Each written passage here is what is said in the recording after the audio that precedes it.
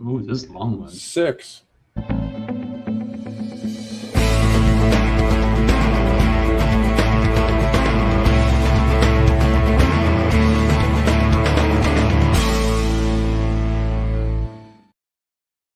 Hi, this is David with EV World News. We're talking about electric vehicles, green energy, and the stock markets. I'm back on a Wednesday with our resident engineer, Mike Herzog. How's it going today, Mike? I'm doing all right, David.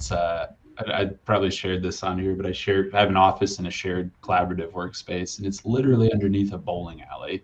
And this time of year, it's holiday parties and things like that. And I don't think it picks up on the microphone, but people have been bowling and drinking and celebrating for about an hour already. It's making me disappointed. I'm sitting here in the office and not up there having fun, but But you know, if you're not from Nebraska, Nebraska is kind of known for its day drinking to start with. yeah.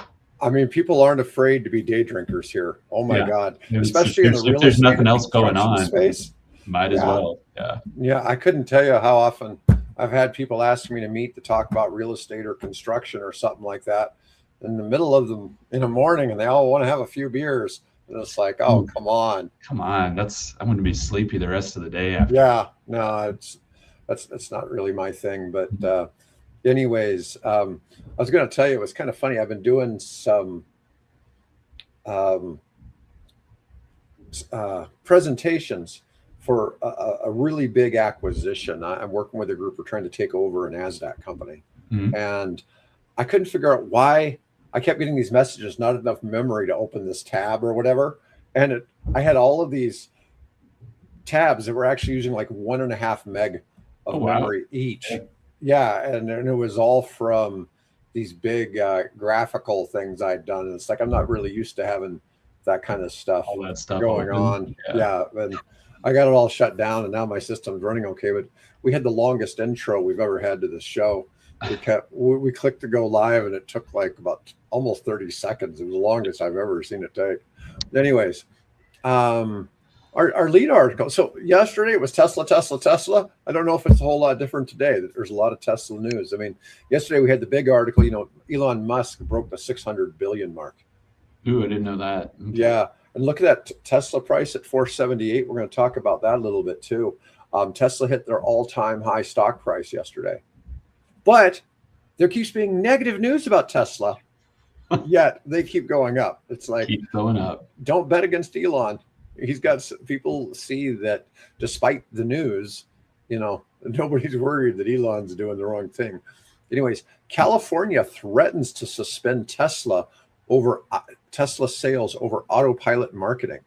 Regulators could suspend Tesla sales for 30 days, and that's probably at least That's a a quarter. lot. Yeah, that'd be a quarter of Tesla's market in the U.S. Yeah. I would guess. Gotta be right. Yeah. Claiming the autopilot term constitutes false advertising and misleads consumers about the vehicle's autonomous capabilities. I've driven a like first year Model 3 that had all of the, supposed FSD features in it. And I've driven it from Lincoln to Omaha and back without touching the steering wheel. That's interesting. Yeah, and so it's like, Pretty autopilot-y. I mean, yeah. what I mean, I'm just sitting there watching it, and it's like it stays perfectly in the lane. Now, I would occasionally hit the turn signal so it would change lanes and pass somebody, because you'd have it set on 80, and it would pull up behind somebody, and flawlessly slow down to 62 or something behind somebody. Mind you, our speed limit's 75. Okay, so it's it's not. I've noticed that too with the match speed or the adaptive cruise control. You can get into that where it's, God, why am I going so slow? And because you're not hitting the brakes, it just kind of glides in there and adjusts itself. Yeah, I mean, it may be a misnomer to call it autopilot, but if you're in an airplane and you have, you always set once you start getting to a certain altitude after you've taken off, you always set it on autopilot. It's not like you're not still sitting there monitoring the controls. And that's what it is. It's not like that's not freedom to like read a book, or do something. You're still watching, but the basic functions and everything like that are just automated.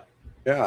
I mean, I'm just saying, and there's still, when you're flying, you're still constantly, communicating with the tower, You're changing watching things. gauges. You're doing Yeah. anything you would be in a car. I mean, you're ready to go. It's just you don't. Yeah, it's not as active. I don't know. I think that's a bit of, let's see if we can do a gotcha on Elon.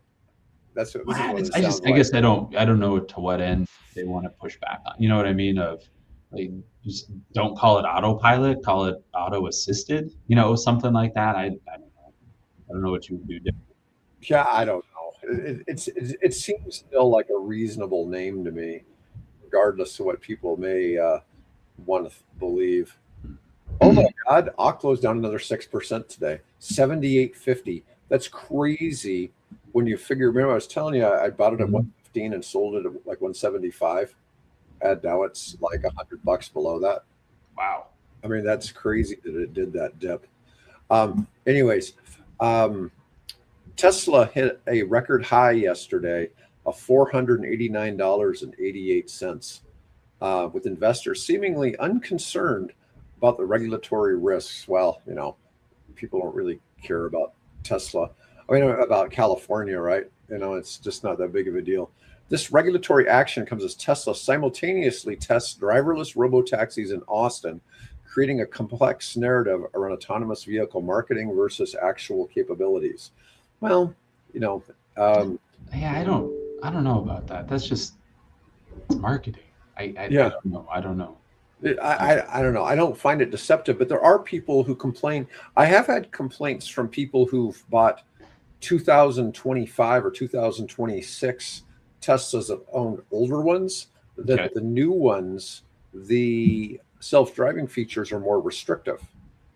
They really make you touch the steering wheel more. Now look, the Tesla stock's down to 478, so it went back down $10 or $11. It says down 2.33%. You know, but that's crazy though that it hit an all-time high yesterday. I mean, it's just nuts to think about that it keeps doing that. Elon just needs it to get to, what is it, 10 billion in market cap, and then he can be a trillionaire. Bonus, yeah. He becomes a trillionaire. Well, he gets all these stock bonuses. Yeah. You know, that'll push him up to being a trillionaire. Anyways, Tesla's testing driverless robotaxis in Austin. Analysts predict there'll be 1 million driverless Teslas by 2035. So in the next 10 years, that's 100,000 a year. That's not really a very big number, honestly. Well, I'm trying to think too. If the vehicles basically have all that in there and it's an on-off switch that's ready to go, I mean, that could change really quickly. You could build that fleet out very fast. Let's see. Tesla's begun testing the fully driverless robotaxis in Austin, a major milestone toward commercial autonomous vehicle deployment. Analysts predict 1 million by 2035, representing massive growth potential in the autonomous ride-hailing market. This news contributed to Tesla's stock surge, demonstrating investor confidence in the company's autonomous future despite regulatory challenges. You know, the thing of this is, when I think of the robotaxis, though, I still think of like the Model Y. It's not this new Tesla robotaxi that has no steering wheel and has no pedals and all that. Yeah. It's still just good as a car, right? Yeah. You could drive if you had to. Yeah, I envision sending my Model Y out to pick up people and go earn extra money for me in the evening time, right?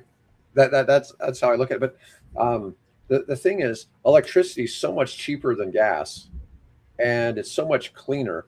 It makes a lot of sense, and you're starting to get a lot of people who really aren't interested in driving.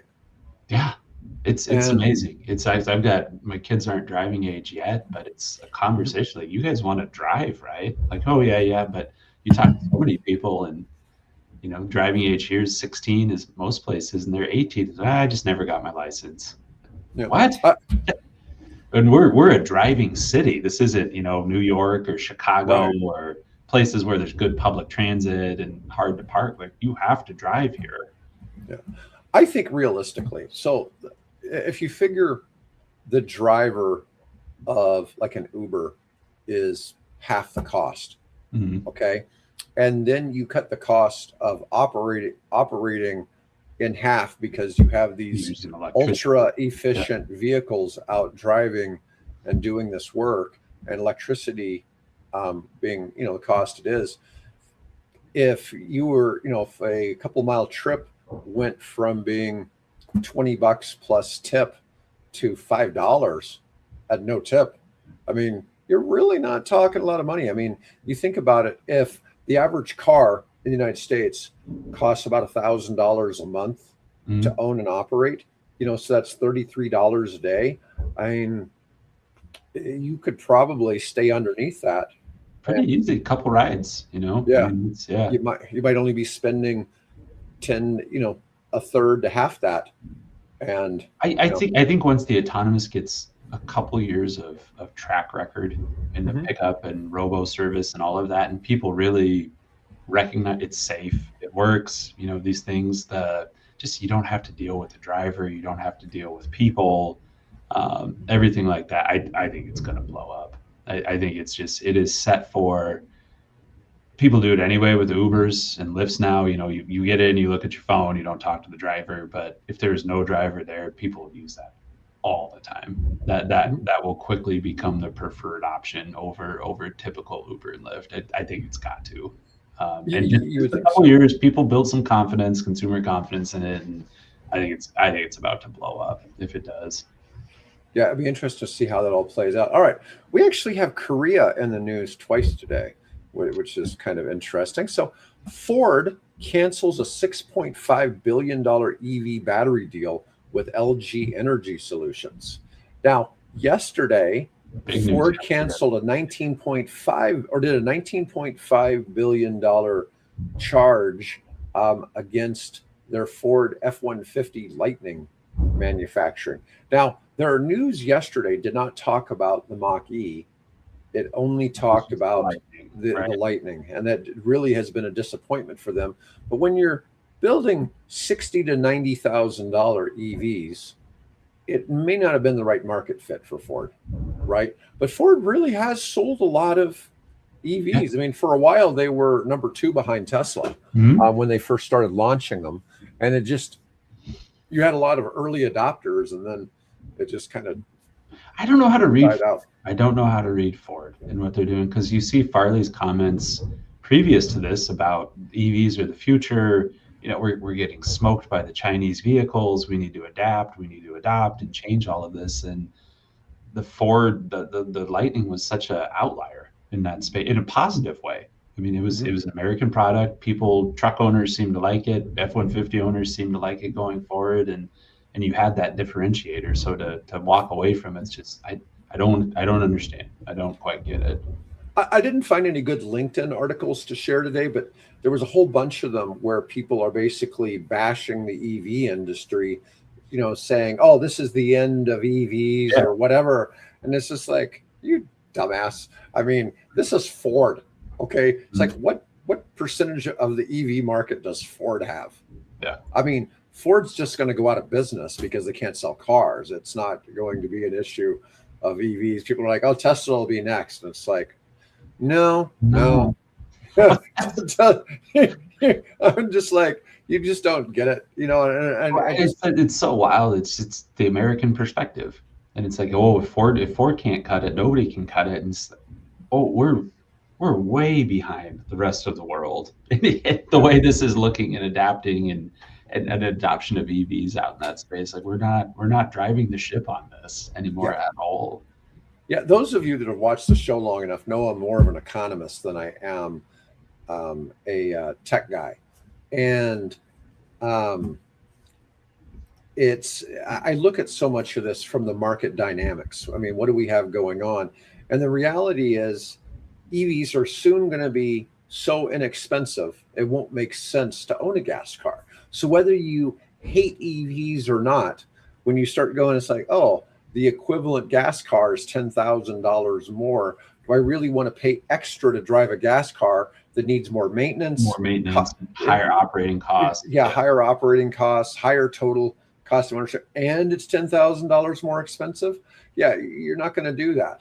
The gas car is less reliable. There's all these things that the gas car just has against it, and it's not going to make it. It's like that thing we did on the myths that people had, about what if gas cars, Yeah, where if the EV new ones in thing the and gas cars were the new thing, kid on the block, and it's like these would be all the complaints about gas cars.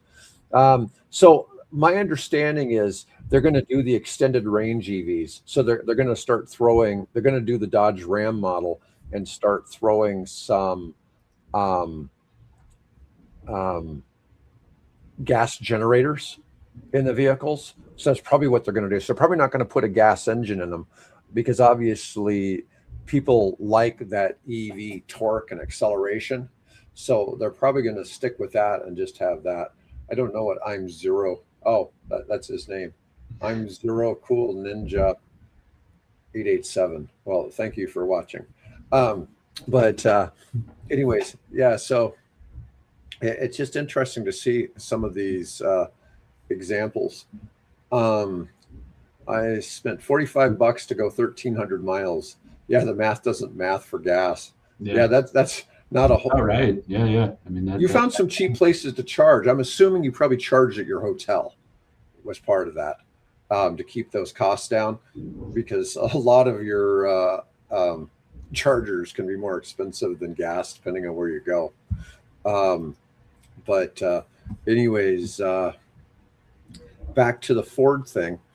Yeah, this whole thing, writing down that terminating their battery supply agreement, major strategic pivot. But I've also seen something where Ford's trying to do something with cattle to do battery storage. So we know battery storage is going to become a huge thing. That market is expected to quadruple over the next 10 years. It's for my industry, what I see in the utility space, the fact that we're not, batteries don't come standard with just about anything we're doing anymore. I think that's going to turn around. Home storage, local storage, commercial storage. I think that's going to change quite a bit in the next few years. Yeah. You know, Drew, I've seen some really interesting patents and developments in the hybrid diesel space. And some of them were not just, well, it was significantly increasing both the horsepower output and the range of diesel engines. Haven't seen them brought to market, okay, but I've seen them, and conceptually, the idea is that they could take and make the engines burn diesel more efficiently. That was a lot of it, because what is it? We generally, like with a gas engine, we'll be like 22% efficient, 22, something like that. It's really inefficient the way a gas engine burns. Diesel gets more power per gallon, but it's still not super efficient. And a lot of it was designing a system with batteries plus the diesel engine, and it was significantly giving it a boost. 240 volt charging takes 8 to 12. Oh, yeah. Well, if you're doing that at a hotel, though, that's or at home, that's not really that big of a deal, right? Or you're doing it while you're at work. It's not plus like you don't need to go up to full. Yeah, right. So the cancellation suggests Ford is dramatically scaling back EV production plans and maybe rethinking its entire battery supply chain strategy. Well, I just don't know. I mean, Farley's talking about a $30,000 EV small truck, which I imagine is going to be like the Ford Ranger, so the Ford Ranger was a 2-door truck and the Maverick is a 4-door truck. Yeah. But either one of them, I mean, I look at Mavericks and it's like, man, why doesn't that thing just have they don't even have a plug-in hybrid Maverick, which you'd think that would be kind of an obvious one to do something with. Let me see. Diesel generation of electric, not pure. Yeah. So part of what we're talking about there is Ram Charger model kind of thing. Right. Yeah, like the Dodge Ram. But you could do it even with big trucks. I mean, there's no reason that your big trucks couldn't have a bit of both. And an REV could be set to a single RPM to improve performance. I'm not going to pretend I can say whether that works or not. All right.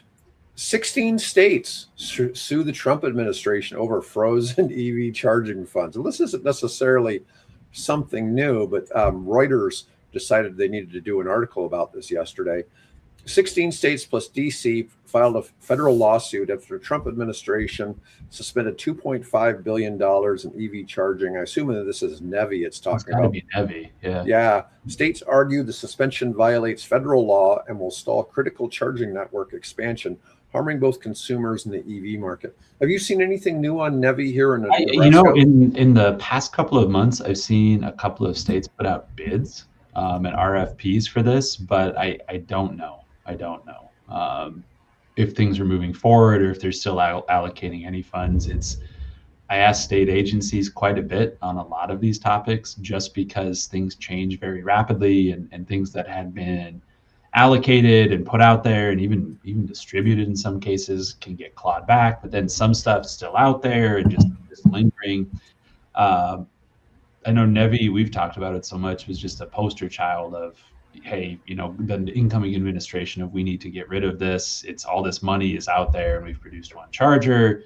Not necessarily the truth. I mean, the money hadn't been spent in these cases, but everything I've seen, people are still asking for it and asking for RFPs to install these things. But if it's frozen, then it's not going to go anywhere, and maybe they just had to get it in before year end. But I can't say for certain just because that stuff changes so darn fast, depending on which bucket of money it comes out of. Drew, on the solid state batteries and aluminum oxide, there's no question there's a few architectures that do charge faster than LFP. Obviously, the solid state batteries all charge faster and are more energy dense. The thing I haven't seen anybody come out with is like, what does it actually cost to make a solid state battery? That's the reason we don't have them in anything yet. They're probably still 5x what a lithium ion battery is. And that would put us back in 2000, probably about 2014, 2015 prices for batteries. So we don't want to take that big leap backwards, because switching to something like that would add $30,000 to $50,000 to the price of the car for now. We know it's going to come down. We know, and there's all these great technologies, and within 10 years, maybe those solid state batteries will be coming out for a massive discount to where they are now.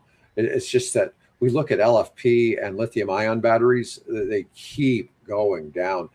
We were talking yesterday, battery storage systems are down to $117 a kilowatt now. Wow. Yeah. So that's cheap. Mining. I don't know what phytomining is, but we talk sometimes about rare earth stuff. Hell, Bill even had somebody protest one of our articles about, lithium mining in the Thacker Pass. Okay. And it was kind of like, I went to college in North Dakota. We were the Fighting Sioux. Okay. And we had 3 Sioux tribes. The University of North Dakota had to call the football team or call the sports teams. We were the Fighting Sioux by treaty with the Sioux Indians. Okay. Well, 2 tribes of Sioux Indians wanted it. One of them didn't like it. And anyways, the NCAA made North Dakota change their name. And it was just kind of the wildest thing. It's like, we're required to do this by treaty with the Indians. They want that. Yeah. Yeah. Yeah. Now they're the Fighting Hawks. I was really hoping they become like the North Stars or something that made sense. Right. Yeah. Okay. Using plants that are heavy accumulators to mine. Yeah. I don't know anything really about mining technology. I only care if they need a nuclear reactor. Which they do. Which they do, probably. Yeah. Bill wanted me to show you some device they're using over in Europe that was some kind of inverter that weighs like, it was a crazy weight. I forget what it was, but the weight was significantly, and the thing was, I don't know, the size of a several-story house. It was kind of silly. But anyways, the NEVI thing is kind of, I don't know. It's not surprising that people are trying to get that running. A company called Sunrun and NRG Energy are partnering to create a large-scale virtual power plant in Texas using home battery systems to help ERCOT manage surging electricity demand. the virtual power plant aggregates thousands of residential batteries to act as a distributed grid resources, providing peak demand relief without building new power plants. This is a paradigm shift in grid management, using EVs and home batteries as flexible grid assets rather than just loads. Well, we've known that vehicle to grid. This is home to grid. I mean, it's home to grid, and it's a federal statute that came out, a federal order, FERC 2222. You have to allow the aggregation of these small assets to participate in power market activities. And it's to spur things like that of, we have these technologies, we have this stuff sitting here, let's be creative about how we operate the grid. It's been bogged down in logistics and technical details and how do you price these and everything like that. So everybody's been behind. I mean, everybody's kind of 2 years behind from where they were supposed to be, but it's out there. I mean, there's federal regulation, like we should be doing this. So it's cool to see people actually putting that stuff into action, because it's just, once the dam opens and people see that it works and it's market function, I think this is a wave of the future, and good opportunities out there for people that can actually capitalize on it and aggregate those things into the market. No, it's fascinating to see, and Tesla is now starting to do some things so that their cars can be used in this. There's limitations. I mean, especially older vehicles, they just weren't made for it. There's always issues with the warranty, because most of the warranties are based off of mileage, but you're cycling the battery without adding mileage to the vehicle. So questions about those things pop up, and well, how do you do that? And so, well, for a couple of times a month, maybe is it really that big of a deal? But it's definitely where things are going. It's just nobody's firmed it up. Nobody's really firmed up how we're going to do this or pulled it off. So anytime I see things like that, I'm always really curious, because it'll be a big deal in the electric grid. All right, so let's see here. We mentioned about so that thing with Elon Musk's net worth going past 600 billion. So not only did Tesla hit a record high, but SpaceX was reevaluated and added $168 billion. Just some change. His company SpaceX is currently valued at 800 billion. And he wants to do a IPO at 1.5 trillion. Oof. And so it'll probably push him over $1 trillion. Just that. When that goes public. Yeah, SpaceX isn't valued as high as Tesla, but Musk only owns 10% of Tesla. Okay, whereas he owns, I don't know what percentage of SpaceX, but I imagine it's north of 80%. Right? I mean, because it's his company. Yeah, but there are people who do have shares. You have shares of it? Okay. And there is actually a trading market. The shares sell for like $4.21 a share or something like that. There is something to it. Let's see here. All right. You're going to love this one. Toyota invests in, man, we should have people guess what it is in the chat. I mean, this one is just so off base. Toyota invests in, they moved out of gas or hydrogen. No, unfortunately, it's hydrogen. Toyota invests in a company called First Element Fuel to boost U.S. hydrogen network. It is hydrogen? Dang, Toyota. Just when we think people are giving up on hydrogen, somebody breathes some fresh air into it. I'm sure the hydrogen lovers are. I mean, I get people all the time trying to tell me about all the great things with hydrogen. It's like, you realize it costs 6 times as much to put it in a car as it does to put electricity in there. And it's about twice as expensive as diesel. I mean, let me see. Musk only owns 42% of SpaceX. Thank you, Yogi. So anyways, Toyota made a strategic investment in First Element Fuel to strengthen hydrogen fueling infrastructure for current and future fuel cell vehicles in the US. Well, it wasn't that long. It was probably in the last year we saw half of the hydrogen stations. There was about 50 at one time. Now there's about 25 in California. They're all in California, right? Yeah, they're all in California. There's, as far as I know, there aren't any stations outside. There's some places where there's some private, locations for hydrogen and all that. It's kind of like the deal in Cape Canaveral, Florida, where they had the hydrogen bus, and there's actually a place you can get hydrogen in Cape Canaveral, but it's not really normal. No, it's not a service station. What if the car made rubies with a hydrogen torch while it drove to offset fuel cost? Well, see, then what would happen is the ruby market would crash. Okay, there'd be so many rubies, they'd be worthless. And this is one of the things, like De Beers restricts the amount of diamonds that can go out in the market. They're not as rare. They're not as rare as you would be led to believe. Yeah, De Beers only lets so many come to market because otherwise the prices would crash. Yeah.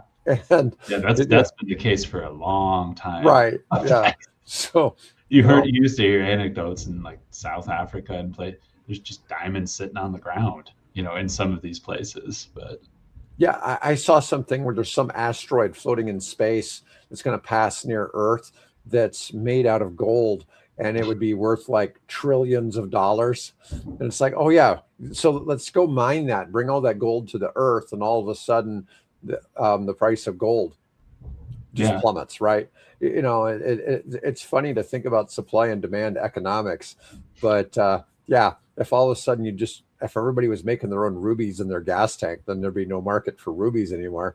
They'd be worth like a quarter, and it's really just kind of funny to think about that. But it's not a bad idea.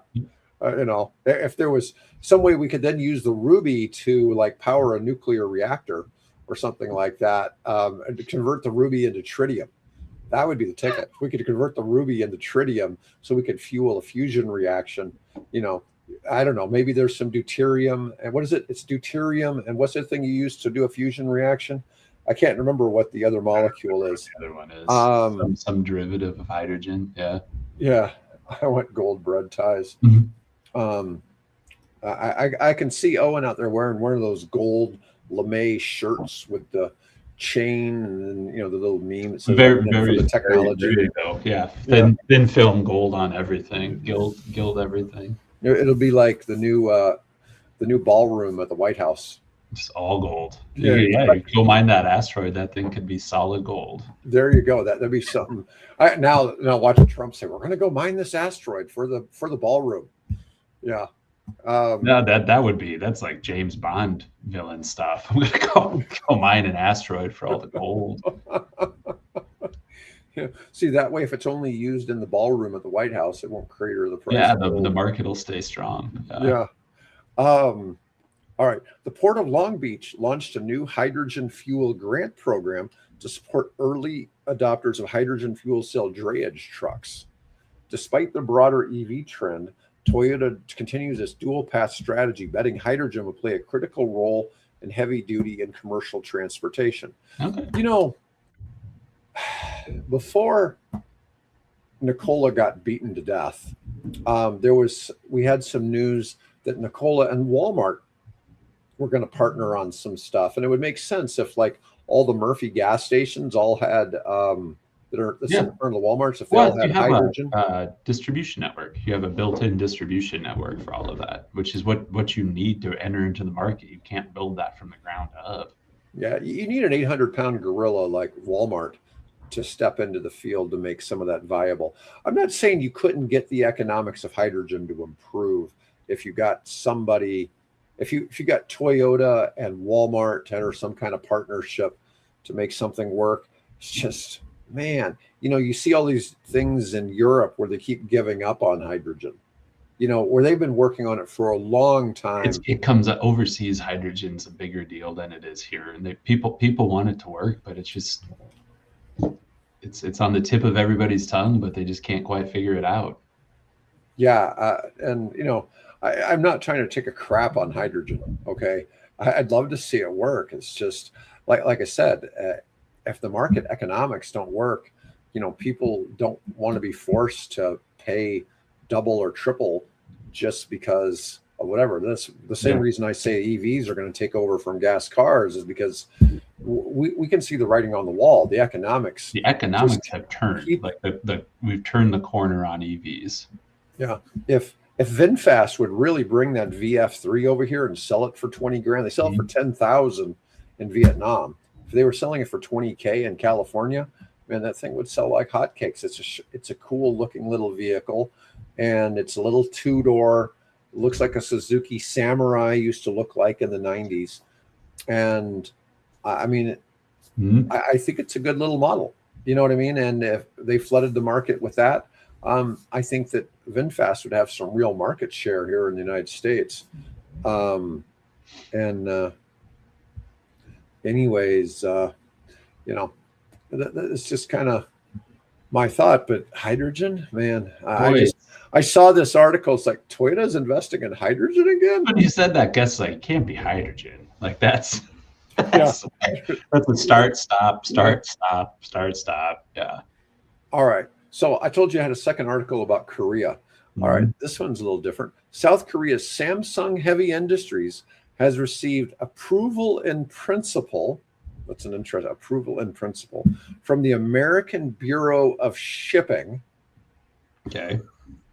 For a floating marine nuclear power platform featuring 2 Smart 100 SMRs developed by the Korea Atomic Energy Research Institute. Now, this is kind of funny. It's like, okay, you're trying to get your nuclear reactors approved.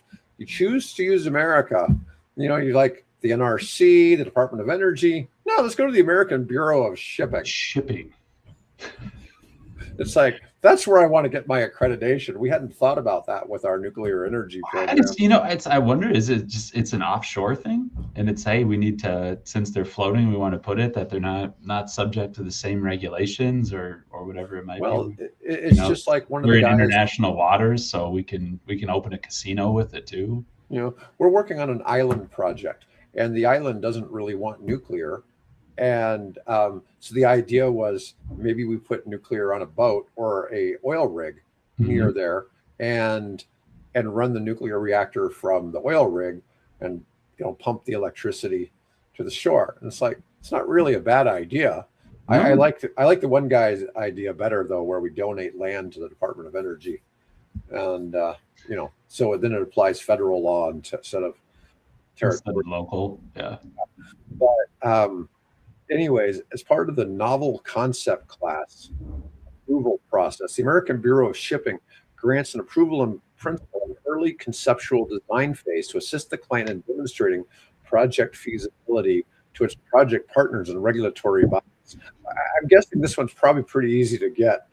I'm just like, the Bureau of Shipping. I didn't even know that was a thing. No, I'm a special agent with the American Bureau of Shipping. But yeah, I don't know. At least it's not called the Federal Bureau of Shipping. Yeah. It's the BS. I mean, it's the the ABS, the American BS. Yeah. Yeah, it does call it the ABS as their thing.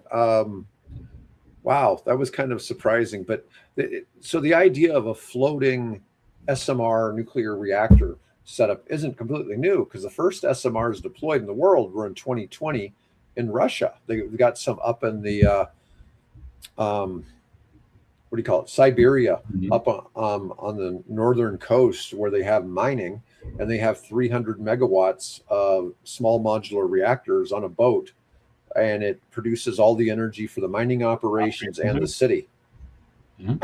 So and I'm assuming they probably burned coal before that, and it's easier just to have that than worrying about the logistics of getting coal, or maybe they were shipping diesel. Who knows? Yeah, they do. Whatever, if you're shipping anything up there, it's going to be very expensive. Yeah, and they were probably having issues with, shipments not arriving on time, right? And so this probably solved the problem. But it looks kind of like a Russian submarine. let's see. I guess it's probably a good design for it, though, right? Mhm. So here it is, the Samsung FSMR, floating small modular reactor. So it does look kind of like a atomic sub. There's a cutaway. It's got a bunch of propane tanks, it looks like. Now, I don't know what those are, but yeah, that's their look. Which I thought, And it's not crazy when you think of some of that, like how much of our Navy is nuclear powered at this point. right. I mean, there's floating reactors and submerged reactors all over the place. I'm sure if an aircraft carrier is parked, you could probably run an extension cord and charge up your Probably. I car. mean, realistically, I mean, maybe not your car, but to support like ground operations. I mean, Right. I bet there's a method out there for that. Let's see. The Smart 100 is an advanced version of the original Smart design, which became the world's first SMR to receive standard design approval in mid 2012. Smart is a 330 megawatt T. Megawatt. I'm used to MWE for megawatt energy. MWT. A pressurized water reactor. So if it's a pressurized water reactor, we know it's Gen 3. With integral steam generators and advanced safety features. The unit is designed for electrical generation up to 100 MWEs, megawatt energy, as well as thermal applications such as seawater desalination with a 60-year design life and 3-year refueling cycle. So those all sound like reasonable numbers for a third gen. Let me see. The Smart 100 offers increased thermal output, rising from 330 megawatts to 365, and its electrical has been boosted from 100 to 110. That's a lot of thermal. Mm-hmm. Wow, that's a big difference. It's interesting when we look at the different reactor designs, because some of them, there is this one company that just went public, and I can't. It's their stock ticker symbol is NKLR, and the stock. It had a nice IPO, and then it's just been progressively cratering. But they have a 1 megawatt reactor. I think it produces like 5 megawatts of thermal. Wow. Yeah, and it's much larger than you'd expect. It takes up for 1 megawatt. Remember, we've looked at some HTGR designs that were very compact. 2 cubic meters per megawatt. This one is outhouse. It was this outhouse size. Yeah. Well, this one is full 20-foot shipping container size with 1 megawatt plus 5 megawatts of heat. Whereas we were looking at, say, 15 megawatts of electricity with 5 megawatts of heat, taking up the same space from the HTGR style design. So there's lots of different, it's really crazy to think, you'd think there'd only be one way to make nuclear energy, but there's about 8+ different designs that are recognized. There's one in the 4th gen space that nobody's created yet. That's this. It's still got the water, but the idea is that if it works right, it's kind of a combination of an HTGR with a water type reactor that's using the CANDU technology from Canada that makes the tritium. So I was looking at the idea of that because it would increase your yield by your profit yield on the reactor by about 5%. My whole thing is there's all these companies saying that they've got fusion ready to go, and there's a few of them. Fusion's exciting because in theory it's limitless energy. It's the dream people had for fission years ago, but fusion, the challenge is, for those of you who don't know, you need fission nuclear reaction, which is what we've been doing since World War II. Okay, to create tritium, and it's the tritium and deuterium. So you're merging the tritium and deuterium, and that you fuse them together. You get helium as a byproduct. You need that to generate the fusion reactions. The problem is the fusion reaction is there's not enough tritium in the world, so every fusion reactor requires about 5 times the amount of tritium that exists on the planet. Okay. There's a supply chain issue for you. Yeah, there's major. And all of Canada has like 17 or 19 CANDU reactors that make tritium, and they either make 2 to 4 kilograms annually out of all those reactors. All of them, yeah. Yeah, and they're just so, I mean, it's crazy to think how little it's made. There's some way the military can make it too, so there's a couple of ways it can be made, but that's the main one, is coming from these CANDU reactors. And so I'd looked at this other type of technology for fission reactors for Gen 4, and it just, the economics weren't as compelling as I was hoping that it would be. The economic slam dunk to make it necessary. It's like there, yeah, and in fact, maybe it overcomplicates things. Anyways, but that was all I had for today. Which was honestly a fair amount of news to cover. Covered a lot of ground. Oh yeah. The whole Toyota thing with hydrogen. It's like, you're looking at, it's like, okay, you got these big public companies like Toyota and Ford making these decisions, and I'm just like, okay. See, those are ones I wonder, and I don't know enough about the internal working dynamics, but if it's just new people coming into new positions, like, what if we tried hydrogen? A great idea. That's innovative. That's great. It's just hydrogen been around that block before. Yeah, hydrogen. If you're coming from the green energy space, or this just strictly the save the planet space, hydrogen is an impressive solution. Yeah. Okay. The fossil fuels. There's no question. The problem is it's just like fusion. It requires a lot of energy to create hydrogen. And then once you created it, it's hard to store and transport hydrogen. It's really hard to get it to market. And that, because of that, you have all these economic issues. Where we found that hydrogen makes a lot of sense is when you're manufacturing hydrogen at a location that's remote. Yeah. And if you're making it someplace that's remote and you're having supply chain issues, and it's all right there. that it makes sense. We're not saying there's not applications for hydrogen. I hope hydrogen does improve. I think we're both on the same boat. Like, great. What a good product. It's just logistically such a challenge. There's no infrastructure surrounding it today. Yeah, I mean, we've seen some of these things. It's like, hey, if you build this $2 million catamaran, you can use it to make free hydrogen, and it produces so much hydrogen. And I was doing the math. It's like, okay, over 20 years, you basically paid back for the catamaran. Yeah. Yeah, and it's just like, once again, the math just isn't working. And it's like, but it seems like a great idea because we're able to do all this and basically make the hydrogen for free because we're using a solar powered and wind powered catamaran. And it's like, I don't know. I kind of like this TV show, Landman. I know what it is. I haven't watched it though. Yeah, there's only 3 episodes of it, and it's kind of cool. But they crap on wind turbines in the thing, and they're not intellectually honest in some of the things. But the guy who's the actor, he says he actually has people in the oil space come up to him and thank him for the speech he gave in the show, and it's like, yeah, it's not entirely accurate. Okay.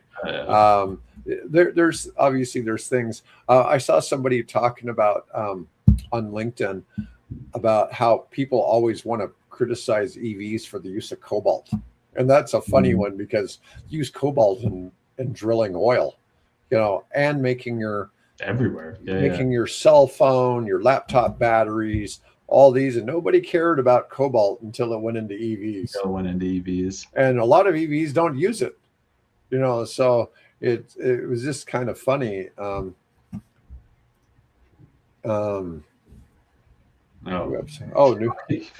I've only watched 3 episodes. Maybe I did something wrong when I tried to watch it. I don't know, but anyways, It's they're disingenuous in some of their comments though about clean energy. But the guy, he sounds good when he's talking. He sounds real convincing. I'm sure it's good, but good makes for good dialogue. Yeah. Anyways, folks, hope everybody's safe. It's holiday season for all kinds of people around the world. Anyways, I'll be back on Friday with Bill, and otherwise, folks, have a great day, and thanks for watching today.